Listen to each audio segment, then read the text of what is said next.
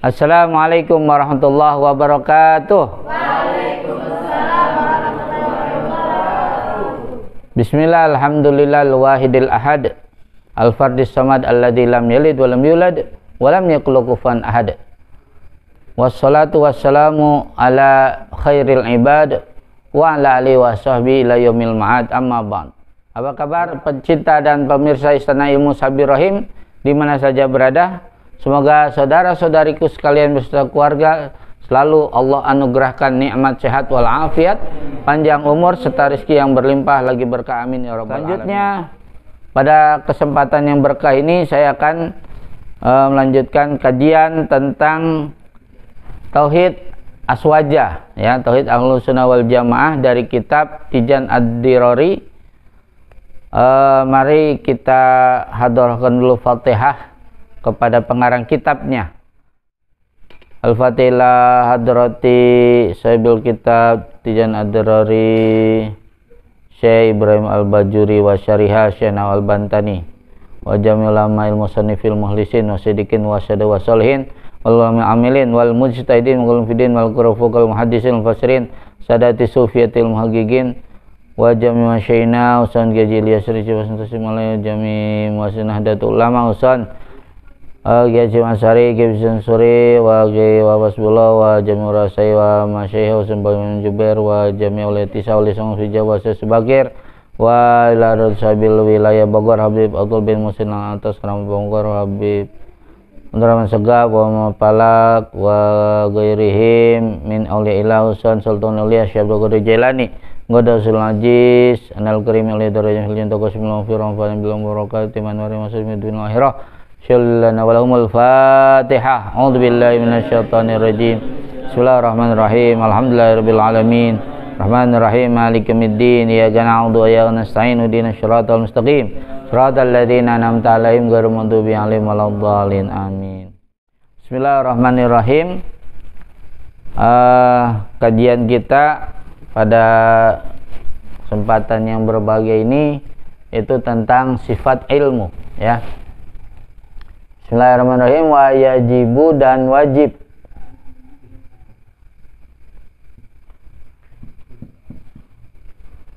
Fi haqqihi ta'ala, pada haknya Allah Ta'ala.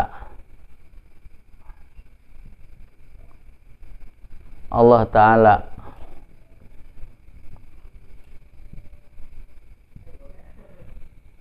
Fi haqqi ta'ala. Nah, ini fi'il. Apa? Ini fa'ilnya. Naon. Al-ilmu, sifat ilmu, ya. Al-ilmu, sifat ilmu.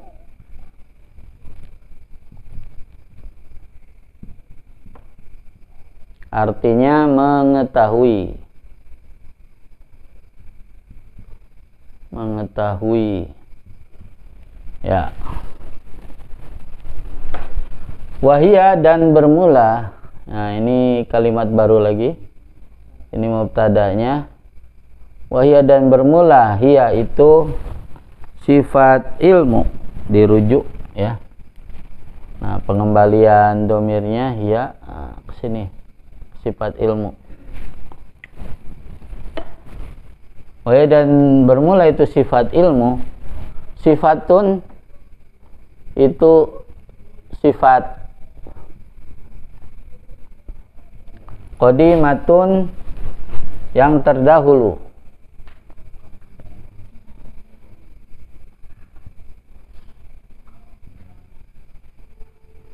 Qaimatun,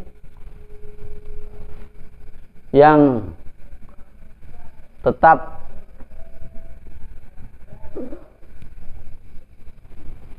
Nah, ini apa? Ciri naat, ya. Yang terdahulu, qaimatun, yang tetap, bizatihi ta'ala, pada zatnya Allah Ta'ala.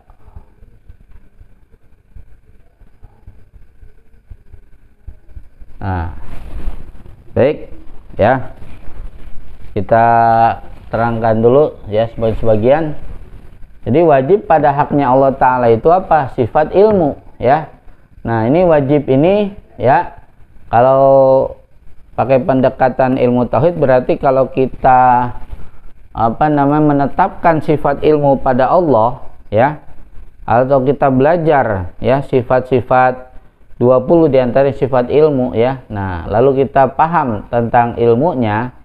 Nah, lalu kita menetapkan sifat ilmu ini pada Allah Subhanahu wa Ta'ala, maka apa konsekuensinya iman kita menjadi sah, ya.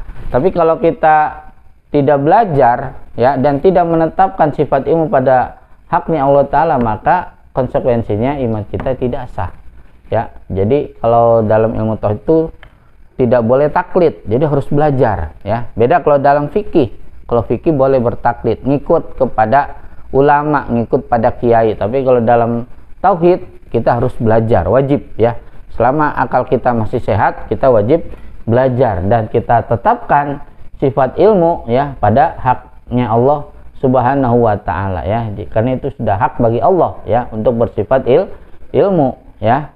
Nah, apa itu sifat ilmu? Wahia sifatun. Nah, bermula itu sifat ilmu, sifatun itu satu sifat qodimatun yang terdahulu, ya, qaimatun yang tetap bidai ta'ala pada zatnya Allah Ta'ala. Nah, itu maksud sifat yang terdahulu ini gimana? Jadi sifat ilmu ini, ya, sudah sejak zaman ajalinya Allah itu sudah memiliki sifat ilmu, ya, sudah maha mengetahui Allah itu, ya. Nah, itu jadi beda dengan manusia. Kalau manusia itu mengetahuinya itu didahului dengan kebodohan, ya. Seperti kita kan lahir dari rahim ibu kita kan, wallahu akhrajakum min butuni ummahatikum la ta'lamuna syai'a. Jadi Allah mengeluarkan kamu dari perut ibumu tidak tahu apa sama sekali gitu, ya. Nah, itulah ta'lamuna syai'a, tidak tahu apapun, ya. Nah, itu jadi manusia bodoh, ya. Nah, lalu apa? Dia belajar gitu kan kepada ustadz, kiai, pada guru-guru gitu. Akhirnya apa? Dia bisa paham ilmu agama, ilmu umum, ya. Nah, ini dia menjadi orang alim, ya, menjadi cendekiawan, ya. Ya, punya gelar S1, S2, S3, profesor dan sebagainya. Nah, itu jadi di awalnya adalah kebodohan dulu. Tapi kalau Allah itu sifat ilmunya qadimah itu sudah dari zaman azalinya Allah itu sudah bersifat ilmu. Jadi tidak didahului oleh kebodohan, ya. Nah, itulah bedanya sifat ilmunya Allah dengan sifat ilmunya makhluk, ya. Nah, itu. Terus qaimatun bizatihi ta'ala, ya. Jadi tetap sifat ilmu ini pada zatnya Allah Ta'ala, ya. Lalu apa? Ya'lamu bihal asya'a, ya. Ya'lamu mengetahui, ya. Siapa yang mengetahui itu? Allah. Fa'ilnya domir huwa, ya. Kembalinya kemana? Ke Allah, ya, ke Allah, ya. Nah, ke Allah sini. Nah, Allah Ta'ala aja lah sini, ya. Allah Ta'ala, ya, sini Allah. Jadi ya, lama mengetahui siapa Allah biha, dengan itu sifat ilmu, biha dengan sifat ilmu, ya. Jadi haknya domir, ya, kembali kemana? Ke sifat ilmu, ya. Kita samain ke sini tuh. Mengetahui Allah biha dengan sifat ilmu itu al asya'a, akan segala perkara, ya. Nah, akan segala sesuatu, bisa. Tuh. Jadi dengan sifat ilmu ini, ya, Allah mengetahui segala sesuatu, ya. Nah, itu baik yang besar, ya, maupun yang kecil sampai yang lembut Allah tahu, ya. Nah, umpamanya apa? Gajah, ya. Ya, atau hewan-hewan yang besar lah gitu, ya. Gajah, jerapah gitu kan. Nah, itu kuda nil apa yang gede-gede gitu kan, ya. atau bison gitu ya, sapi dan sebagainya, itu kan yang gede-gede. Itu tahu berapa jumlah sapi seluruh dunia, berapa puluh ekor ya, berapa juta, berapa miliar, berapa triliun ya, tahu ya. Jumlah gajah seluruh dunia ya, sampai yang paling terkecil ya, jumlah semut, bahkan jumlah kuman ya, Allah tahu ya. Jumlah virus seluruh dunia berapa triliun. Wah, Allah tahu gitu kan. Jadi segala sesuatu ya, baik yang besar maupun yang kecil ya, baik yang johir yang kelihatan maupun yang batin ya, yang ada di dalam hati kita pun Allah tahu ya. Nah, kita maunya apa, kita butuh apa, Allah tahu gitu kan. Nah, itu ya. Nah, beda dengan apa? Itu paham Mu'tazilah. Kalau paham Mu'tazilah itu meyakini bahwa Allah tidak mengetahui hal-hal yang sampai detail gitu ya, seperti berapa jumlah butiran pasir seluruh dunia, berapa jumlah debu seluruh dunia. Itu kan sangat rumit, detail banget gitu kan. Allah nggak tahu. Kalau kata siapa? Paham Mu'tazilah yang mendewa-dewakan akal. Tapi kita kan Ahlussunnah wal Jamaah, kita meyakini bahwa dengan sifat Allah yang yang ilmu ini ya, nah maka Allah mengetahui ya akan segala sesuatu ya. Jadi semuanya tahu gitu kan, jumlah butiran pasir ya, butiran debu ya, wah bahkan sampai kuman, virus ya, yang paling terkecil pun Allah tahu ya, yang johir maupun yang batin, yang nampak maupun yang tersembunyi, Allah tuh tahu ya. Nah, itu makanya kita harus hati-hati gitu ya. Nah, kalau kita menyimpan niat busuk, Allah tahu gitu kan. Nah, kita memasang niat yang baik, Allah juga Allah tahu ya. Terus kita melakukan sesuatu ini ada udang di balik rempeyeknya enggak gitu ya. Itu Allah tahu gitu, ada udang di balik batu. Wah, ya Allah tahu, sekalipun disembunyikan gitu kan oleh para politikus gitu kan. Nah, Allah tahu, wah pasti amalnya ini pengen show ya, pengen dilihat ya. Nah, atau tidak gitu ya. Nah, itu ya seperti orang yang beramal dengan ikhlas gitu ya, sekalipun dia disorot gitu kan oleh kamera, tapi benar-benar dia itu beramal secara terang-terangan maupun secara sembunyi-sembunyi. Jadi amal itu ada kalanya harus terang-terangan, ada kalanya harus sembunyi-sembunyi ya. Jadi enggak harus sembunyi-sembunyi terus ya. Nah, itu jadi kita suatu saat perlu juga terang-terangan. Untuk apa? Untuk syiar dan juga mengajak orang lain untuk beramal yang baik ya. Fastabiqul khairat, berlomba-lomba dalam kebaikan gitu ya. Jadi Allah tahu orang yang sholatnya ikhlas atau tidak ya, yang sedekahnya riya atau tidak gitu kan, Allah tuh tahu gitu ya. Kenapa? Tuh ya'lamu bihal asya'a tuh ya. Jadi yang ada dalam hati pun Allah sangat mengetahuinya ya. Apa lawan daripada sifat ilmu ya? Wadidduha. Nah ya, wadidduha, dan bermula lawannya itu sifat ilmu ya. Lawan dari sifat ilmu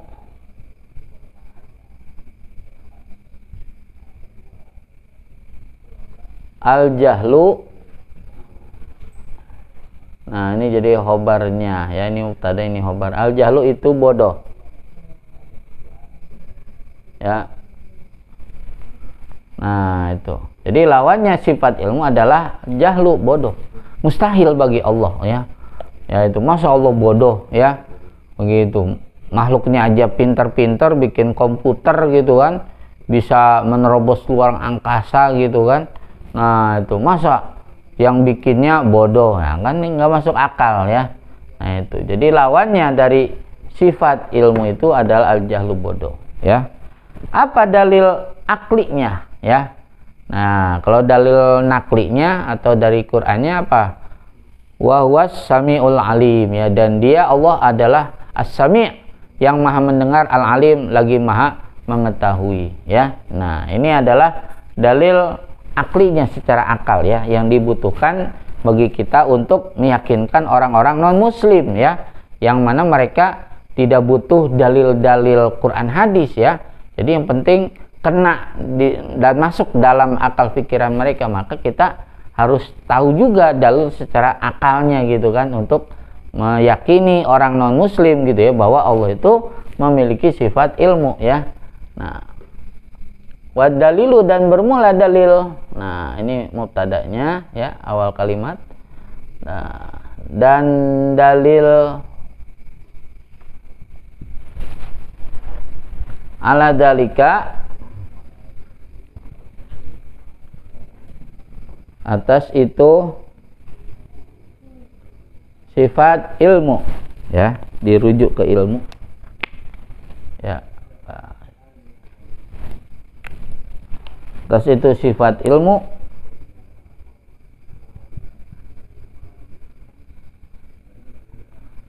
annahu, itu bahwasanya kelakuan.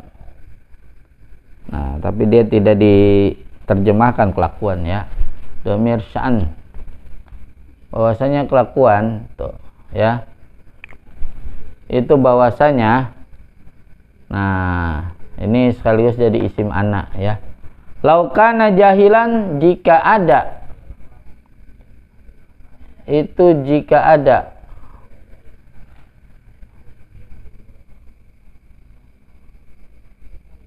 Siapa? Huwa. Nah, ini isim kanaknya ya, domir huwa, kembalinya ke Allah ya. Siapa itu Allah ya? Jika ada siapa Allah, jahilan, itu bodoh ya. Ini nasab menjadi apa? Khobar kana ya. Jahilan itu bodoh,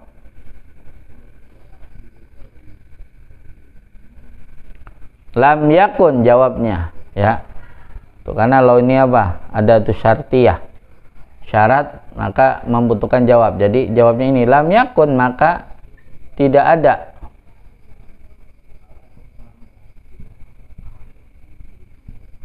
Maka tidak ada.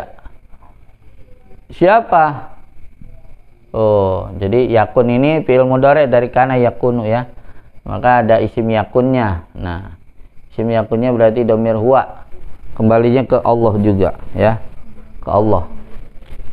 Huwa ini Allah ya. Tuh. Maka tidak ada siapa Allah ya. Muridan.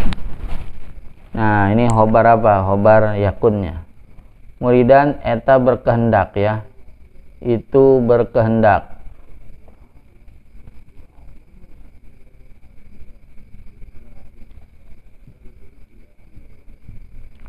Wahua, dan bermula ya, huanya kemana? Lam yakun muridan. Nah, lam yakun muridan. Nah, kita pakai ini aja, tanda kesini nih, lam yakun muridan. Huwa, dan bermula itu lam yakun muridan, Allah tidak berkehendak. Muhalun itu mustahil ya, khobar dari huwa. Muhalun itu mustahil ya. Ya, jadi dalil akalnya ya, bahwasanya Allah itu bersifat ilmu, yaitu apa? Annahu laukana jahilan. Tuh, jika ada siapa Allah ya, jahilan itu bodoh, lam yakun, maka tidak ada siapa Allah itu muridan, itu berkehendak. Jadi kalau orang yang bodoh pasti nggak punya kehendak gitu ya, gitu. Kenapa ya? Karena dia bodoh, nggak tahu gitu. Kalau nggak tahu kan pasti nggak punya kemauan apa-apa gitu ya. Nah, itu umpamanya kita nggak tahu nih akan enaknya bakso ya, maka kita tidak ada kehendak untuk beli bakso gitu ya. Kita tidak tahu bahwa apa ya, yaitu jalan-jalan ke tepi pantai umpamanya ya, itu sangat menyenangkan gitu ya, melihat ombak ya, terus juga semilir anginnya begitu ya. Nah itu sangat indah. Kita nggak tahu ya keindahan tepi pantai atau keindahan Gunung Pangrango ya, Gunung Tangkuban Perahu dan sebagainya gitu kan. Nah karena kita bodoh terhadap keindahan-keindahan itu ya, maka tidak ada kehendak kita untuk pergi ke sana begitu ya. Nah gitu ya, jadi makanya apa, kalau Allah bodoh maka Allah tidak akan punya kehendak dong gitu ya. Nah itu ya. Dan apa, wahwa bermula Allah itu tidak punya kehendak, muhalun itu mustahil, karena Allah itu bersifat irodat, maha berkehendak ya. Nah mudah-mudahan nih ada manfaatnya buat saudara sekalian. Hadanallahu wa iyyakum ajmain, wallahu muwaffiq ila aqwamit thoriq. Wassalamualaikum warahmatullahi wabarakatuh.